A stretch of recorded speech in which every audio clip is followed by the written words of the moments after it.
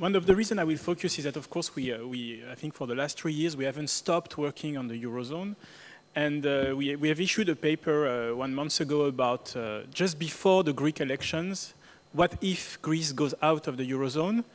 And of course, once the election took place, we had a lot of questions about the paper because I think for once we were ahead. Generally, we are after, but for these times we are ahead, so it was a good success. So just to remind you that we assess countries, and when we assess countries, in fact, we assess corporates in the countries. We assess the risks on the default of corporates because this is our business. You know, credit insurers are only dealing with companies. And we have 7 grades, A1, A2, A3, A4, B, C, D, and you will have to wait at the end of this speech to know where Portugal is. Here you have the chart that we show every time. I mean, it's that because this is the most important one, if there is only one to remember, which is the growth in orange, the world growth, and you see in blue our payment incidents, the claims that we have from corporates all over the world. And of course, well, it's very simple to read. I mean, every time you have a crisis, the crisis is when the world growth slows down. And you see that when this happens, we have a peak of non-payment from corporates. And of course, you see the latest one. The latest one is the worst one we've ever registered in our history. And of course, and you see that in 2009, so we had a very high level of claim corresponding to, of course, a global recession. So that was really terrible. The problem we have now is that normally we should be in a good year because normally we have something like 1 or 2 years of crisis. And then normally we have 5 to 7 years of good time where we have no claims. And so people ask us, but why do credit insurers exist? You know, you have no claims, why do we pay premiums? And then unfortunately crises happen 5 years after and then they understand why we are here. Now the problem is that the good time only lasted something like 1.5 years. In fact, the claims started decreasing in mid-2009 after the second half of 2009. We had an excellent 2010. The first half of 2011 was okay, but second half of 2011, we've seen claims, of course, climbing up again. So in fact, it was a very short, good period. I mean, and this is for the first time that we have seen this. Normally, and this is why I think the cycles, the kind of cycle we have experienced now are not there anymore. Or at least what we can say is that the crisis that started with the subprime, something like 2008, has not finished really. And I think it's transformed itself, and that's quite scary how to see that we have started with the subprime, and now we are having a terrible political crisis in Greece. So now it's the time of political crisis after having a sovereign crisis, after having a banking crisis. Now we have political and social crisis, which is, this crisis transforms itself. One of the questions is why this is happening, and very quickly, so you have Portuguese bank and Spanish bank. So of course I did this special chart for here and tomorrow for Barcelona because in fact what it shows is that exactly the kind of problem we have with this new crisis and this sovereign crisis in Europe is the fact that, well, my debt is your debt. In a way, what we had before when Argentina collapsed in 2001, well, in fact, it was not that bad for all the world. I mean, of course, some Spanish banks suffered because they were a little exposed on Argentina. But on the global side, you know, the weight of Argentina in the banking portfolio was really not very much. So it was not a systemic problem. Okay, it was a problem for the market of Eurobonds. It was an important issue, but let's say it was not a problem. Here you see that if Spain has a problem, Portuguese banks have a problem. And if Portugal has a problem, Spanish banks have a problem. So, and that's exactly how it is in the Eurozone. If Italians have a problem, French banks have a big problem. It's one of their first exposure. And of course, it goes beyond the Eurozone, by the way. Because I think if you see here Spanish bank, you see that they are very heavily exposed on Mexico and Brazil. So if Spanish banks have a problem, it will have an effect on Mexico and Brazil. And you see how these implications makes the problem very, very different. You do not have local crisis anymore. You have systemic global crisis. And if Italy has a problem, the whole world has a problem in a way. So if Spain has a problem, the whole world has a problem. And now you see that Greece, even though Greece is a small country in size, when Greece has a problem, you see that it's shaking all the foundation of the Eurozone, and it's even worries Barack Obama. So clearly you don't have a local issue now. And this is why it's so difficult to deal with, because it's systemic. Everyone is involved. So if you touch one thing, you touch the global things. So this is why I think the situation makes it so difficult to deal with. And so this is the same with Italian and French banks. So you see that, and also it's interesting to see that, I don't know which one is, the US is very, very important for example, Italian banks. It's for example, an important exposure. So, and for French banks, one of their first exposure is US. So again, of course, if ever there is a problem with the downgrade of the US, it will have an impact also on downgrade of sovereign of the US, it will have an impact on French banks. One thing that I want to say, and normally we don't speak about in Coface about sovereign crisis, but I think since it's a very important issue for Portugal now, the sovereign issue, I think we have to deal with it. I've made an exercise yesterday about Portugal because I'm preparing a paper on another subject, but I'm saying I had to take an example. I'm saying, but since I'm coming to Portugal, I will take the example of Portugal. And what I did is that I took the last IMF report, the last IMF review, and I looked at the sovereign debt. You know, they make the sustainability analysis of the sovereign debt. So what they do is that you take the sovereign debt today of Portugal, you make some assumptions about the primary surplus, the interest rates, the growth, and many other things, the exchange rate, but the exchange rate, okay, is the euro, so it's fine.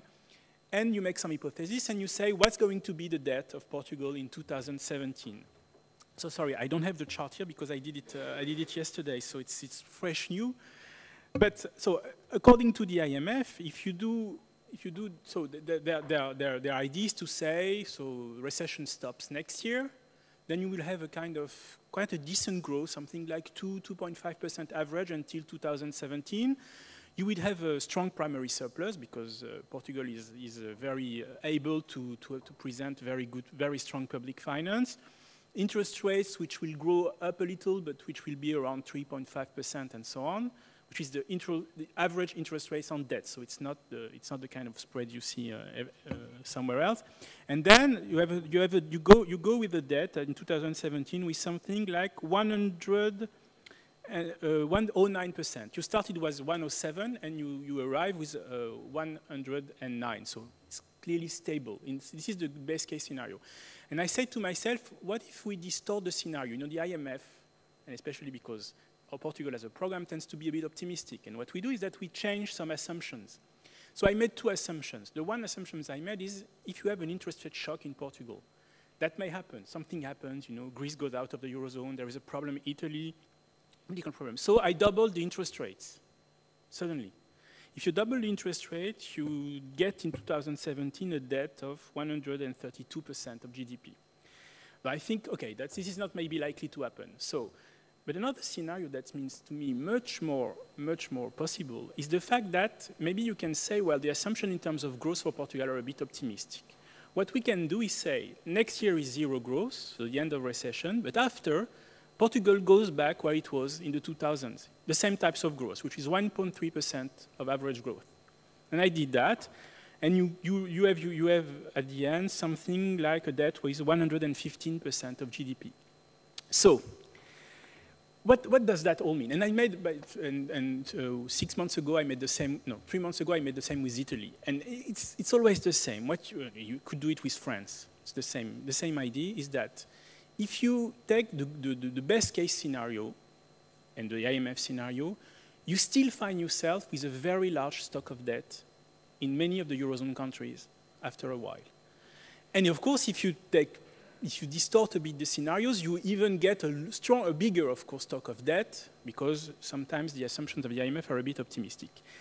So the problem, I think, for the Eurozone, and we have to completely tendency to forget that, and because I come from the emerging market background, this is something we know very well when you have studied emerging markets, is that when you have to deal with a very large stock debt, you have to find people, banks, people, households, anyone who is ready to keep the debt, to buy it, to buy the new debt to replace the old one, and to keep the stock. This is a dimension that is very important. Who is going to be the buyer of your debt? today.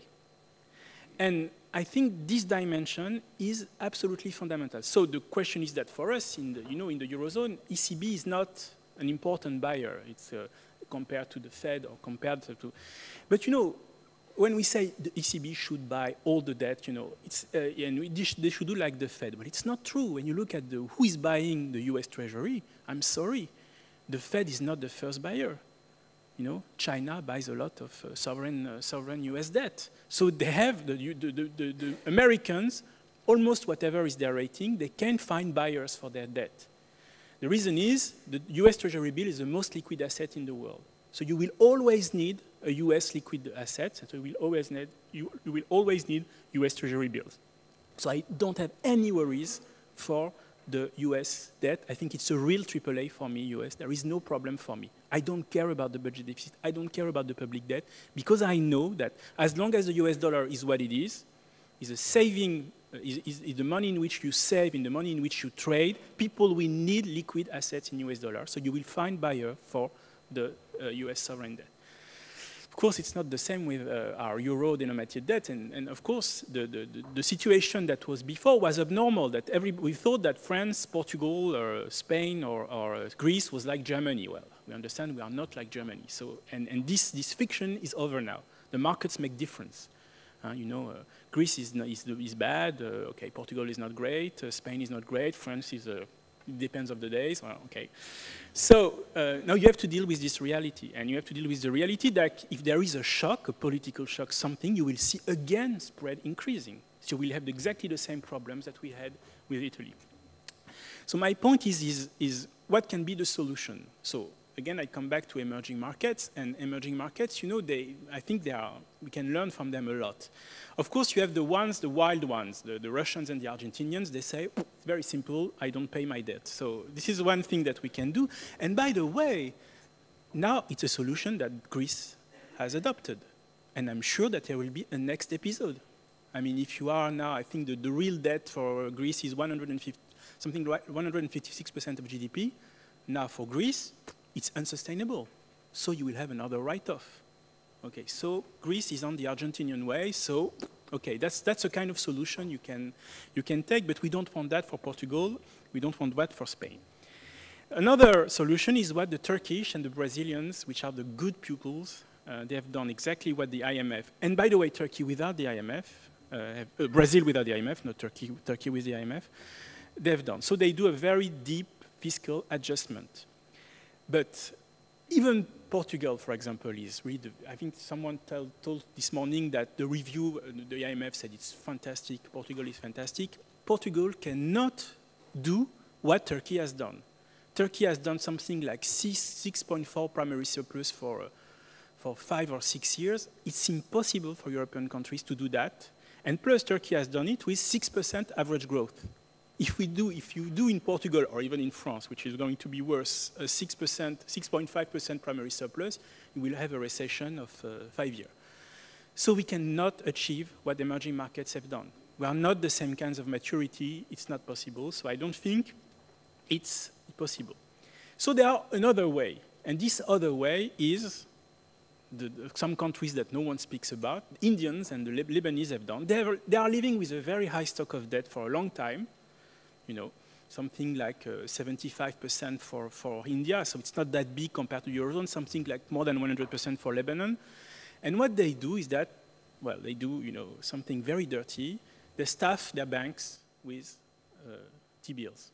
So it's very simple. The treasurer of India calls his friends from the public banks and says, tomorrow I have an emission of some T-bills, please buy it, or you have to do it because, I know your wife, I know your cousin, and we can have lunch together tomorrow, and I can buy you I treat you a nice restaurant, but please buy my T-bills. And if you don't, you will have another job very soon.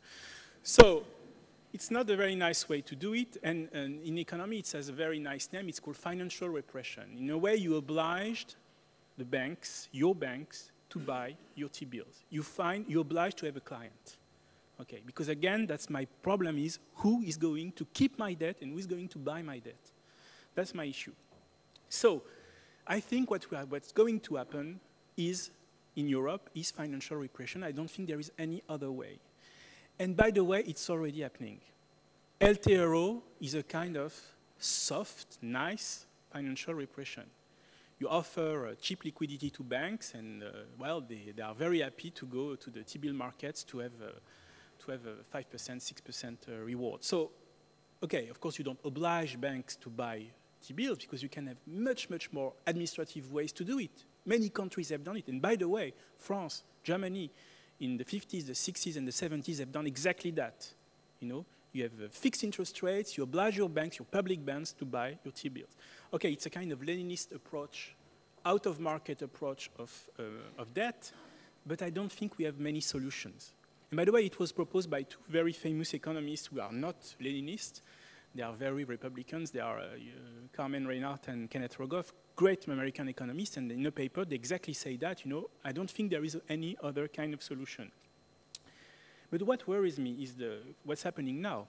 If you look at the exposure of European banks, so this is the exposure of all European banks on German risk, French risk, Italian risk, Spain, Ireland, Portugal, Greece, since December 2008. And what you see is that Spanish banks go out of the Portuguese risks. French banks go out of the Greek risk, the Italian risks, and so on. Meaning what you see is what always happens in all the crises is that this system of imbrications I talked about is more and more collapsing. Meaning that I am sure, but I don't have any proof to do it, that today if you have a French treasury emission, most of the buyers are French banks. If you have a Portuguese emission, I'm sure that most of the buyers are Portuguese banks today. You have now a phenomenon of financial repression. In fact, we try to put the debt in our banks, but it's in our national banks very often. I heard one French banker told me, no, I don't want to buy Italian banks anymore, but to buy Italian treasury bonds anymore, I cannot. But French treasury, well, I have to. So it's exactly this. I mean, and I think this phenomenon is interesting in a way that we are in fact, you know, we are destroying or dismantling what exactly was the European Union in terms of financial integration, because, but that was not very good, by the way. So my point is that to solve this sovereign crisis, I think there is no other solution than financial repression and a kind of nationalization of debt, in a way, meaning that you stuff your own banks. I don't say it's a good solution. I want to, because people will infuriate when I say that, but I'm saying it's the only solution. It's a bad solution, but it's the only one, because the other ones are worse. So, you know, in the world, you have to choose the things that are not great, but at least the ones that could work. So, in a more let's say, more pragmatic thing, this is our forecast. We haven't changed for the first time I've been working for 10 years in Coface. For the first time, we haven't changed our forecast for 6 months. So we are almost stuck with it. So you see that for emerging markets, we are pretty optimistic. The slowdown, but it's still good. For advanced economies, it's not that great, 1.1. For the world economy, so it's slowing down. But, so I will not speak about US and Japan, but of course the most important phenomenon, as you know it very well, is the recession in Portugal. So we put -4 for Portugal. It's a bit severe. I think it's now more -3.4, 3.7. It depends on the. Okay, but anyway, it means a strong recession anyway. So whether you say it's -3.5 or -4, it's still a very strong recession. Also, sizable recession in Italy and Spain. Now, Italy is officially in recession, but Spain now has gone back, as far as I understood. And of course, on the global Eurozone, you have -0.3. So that's really the first problem that we have now in Europe, of course, is growth. I'm not saying that because our new French president is obsessed with growth, because we have so few growths in France that you know, we have to be obsessed with something we don't have.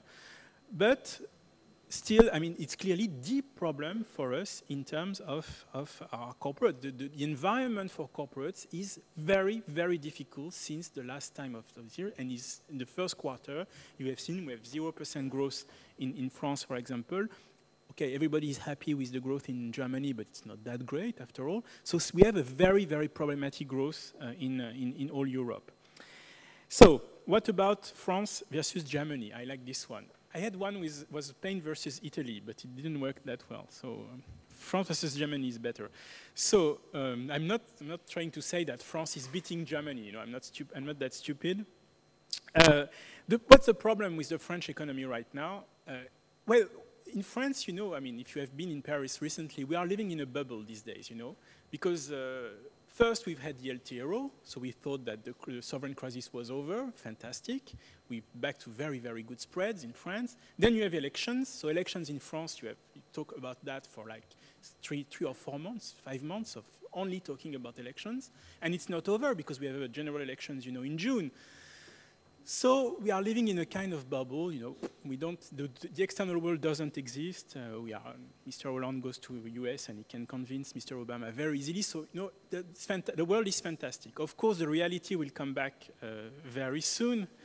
But the thing is that in France, not because I'm French and I'm optimistic, the thing is that we never go very quick, we never have very high growth, but we never have strong recessions. Why? Because, you know, the French consumer is consuming anyway. You know, we like life and we buy things. And even in 2009, which was the worst year for many countries, in France, the consumption was positive. The consumption was rising in France. So the French are consuming whatever happenings. So the issue now, the issue for the growth in France is whether we are dealing with a slowdown is our scenario, or we are going to get into the recession like some of our friends next to us. And the question clearly lies with consumers. And the consumption in France, one of the things you can see is that the confidence is shaky. It has used to go down, now it goes up a little because it's elections, everybody's happy watching TV all the time. But of course, it will be after pretty bad, and it depends very much on what will happen on the Eurozone. If the Eurozone crisis goes smoothly and we can see a solution, I think French consumption can go back again, and we can have, you know, positive, slow positive growth. If there is a new event in the Eurozone, you will see the French consumer, of course, stopping his spendings because waiting for what's going to happen, and you can have a very strong recession. So this is why France is in a way in a kind of difficult situation. And I would add something is that the problem with France is, of course, growth. You don't have many shocks in terms of growth in France, but the average corporate in France is very fragile. Very high debt, very low equity, very often, very high dependency on credit for small companies. So the companies on the average is fragile in France. So even if there is a small shock, we will have a problem with payments. For Germany, of course, it's completely different. It's not a consumption-led economy. It's really links to what is going to be outside. But I think, in a way, like Mr. Hollande, Mrs. Merkel is living in a bubble because she thinks that whatever happens in Spain or in Portugal or in Greece and soon in France, she doesn't care. But of course she cares. You know, all her economy is based on exports and on investment. So if there is a recession in France, you will have a very strong blow for Germany. So what's happening outside Germany is very important for Germany itself. So in Germany, the growth has been very strong. Now it's slowing down very much, coming from something like more than 3%. So really the slowdown is strong. And whatever is going to happen in terms of growth this year will again depend very much on what's happened in the neighbors, because the shock is very easy. And by the way, in Germany, when you have a shock, it's very strong. It's not like France, because of course they have not this domestic demand to rely on. For French, you know, the exports, it's been done for many years now. We don't care about it. Of course, we care about exports, but it's not going to help us in terms of growth this year or next year. But for Germany, of course, it's the key element, and they cannot rely on their domestic demand because it's still very, very low. So for Germany, but it's true that in Germany, what we see is the average company is strong. It's much stronger than a French one. They have very high equity, low debt. The average size of the small company is much bigger. They export a lot. A small company exports in Germany, which is not the case of a French one. So that's why even if the macroeconomic shock can be stronger in Germany, because of course they depend on outside, the resilience of the corporate sector is much stronger in Germany. So the second problem after the growth, of course, is credit. So we have Greece, Portugal, Spain, Ireland on one hand, and France, Italy, Germany, and UK on the other one. The difficult thing that we have with credit now is that we don't see the credit crunch yet completely. because it's, when you talk about credit crunch, you mean that it's the question of supply of credit. And you know that when credit has, normally according to what the ECB says, what's happening now on the credit front comes from demand. It doesn't come from supply. If credit is going down, it's because the demand of credit is not there anymore. Yes, it's true. And for example, well, for France, it seems to be true. Nevertheless, you see, for example, that when you look at the surveys, for from the ECB, especially the surveys for SMEs, you see that conditions of credit are tightening very much.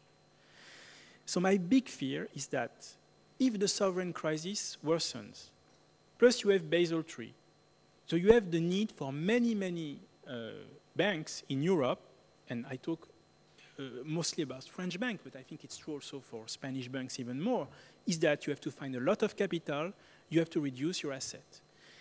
You have to reduce your balance sheet. And when you reduce your balance sheet, well, where do you find? Well, you find on the credit space. So maybe the availability of credit for corporates will not be there in the second half of the year, and this is going to be, it may accelerate a lot of problems for corporates, but we are not there yet, but this may clearly happen. The third element is that in some countries we are dealing with fragile corporates. So to tell you the truth, I'm not too sure about my numbers on Portugal, because on Portugal I have some difficulties to find it. I think it's not an ECB one, it's from the Central Bank of Portugal, and when you change series, it's not always compatible. But what we see clearly, but this is well known for Spain, is that what you have, we don't have that in France, for example, is that you have in Portugal and Spain is very highly leveraged corporates. So when a shock comes from on the credit side or comes from the growth side, and plus you are fragile financially because you had a lot of debt, of course the claims can go up very quickly. But you see that, for example, for Spain, you see that the leveraging process has started, that we have reached a peak of debt, and now the debt is going down now again. So this is of course a good sign, a normal sign. But still, it means that the corporates are very fragile. And that makes a lot of difference with some other countries. That, of course, when the shock comes and when you are not indebted, it's much more easy to be resilient. And finally, I'm sorry I don't have the numbers for Portugal, because these are numbers from the Bank of Italy, and it comes from an Italian paper, is the fact that the difficulty with corporates in Southern Europe is their structural fragility. So here you see on the left place, you see the way to export to distant markets, to fast-growing markets like the US, like Asia. And you see that for Spain or for Italy, the number of firms are less.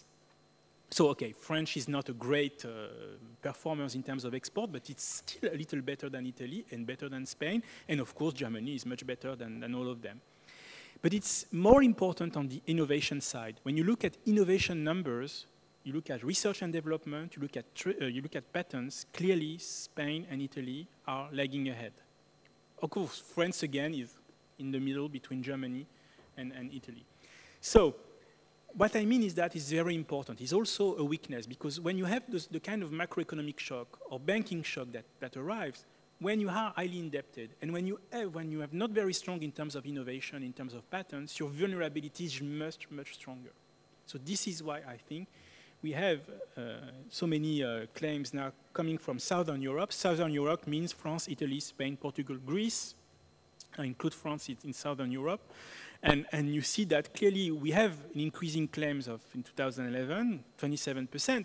Normally we are a bit worried when it's 30%, because 27% doesn't mean much. But you know, the Eurozone is 31%, but clearly in Southern Europe we are in a very problematic area.